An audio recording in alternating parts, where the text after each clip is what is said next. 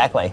How late did you end up staying out? I went out, I found some guys who were military contractors. They stopped me on the street and they took me out for a steak. So I was out for about an So you had hour. a second round of steak? I did. I had a second round of steak. How much steak are you eating these days? Depends on how busy I am during the day. It's like it's a normal day, like 2 pounds. Oh my God. And then if it's an intense day, it's more like 3 pounds with a lamb. Whoa. Got to eat a lamb a day if you're a wolf. So I haven't been following this. That's good. No one should. So why are you eating that much meat? That's all I eat. Like all you eat? Like no vegetables? Well, or I eat anything? water. And- You drink water, actually.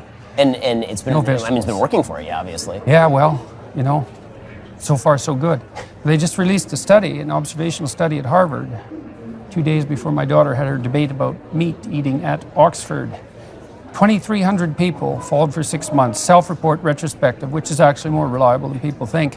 90% reduction in all disease categories. Every single person who was diabetic taking insulin went off it.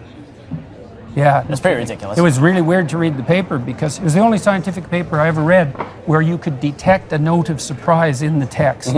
Yeah, it's really something. Do you think that's just because of the evolutionary biology of it? Just I don't have any idea. I think we eat way too many carbohydrates. I mean, everyone by the time they're 45, everybody in the Western world is diabetic. So what happens is you get your blood sugar tested year by year, and so but they crank the norms up so that because they norm it at each age. Well, that doesn't make sense. You shouldn't do that. So the typical person by the time they're 40 would be diabetic by 40 or 50, would be diabetic by 20-year-old standards. They are diabetic. And being diabetic, having high blood sugar levels, that's really, really bad for you. yeah, for sure. And lots of people think now that Alzheimer's is type 3 diabetes. So, and everyone's overweight. It's like, Yeah. why is that? It's because they eat too much. It's like, no, it doesn't look like it. Well, yeah, because they eat too many carbs. Well, this is the big thing in the 70s, right? They had the food triangle, the food pyramid. Yeah.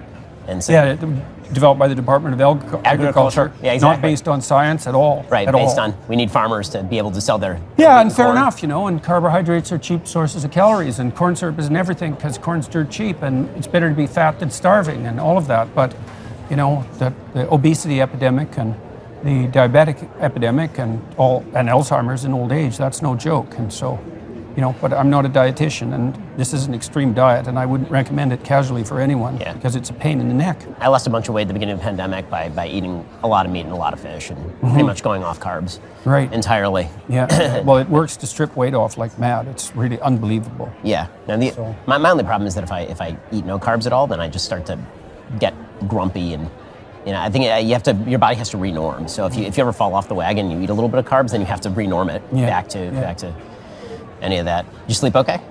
Real like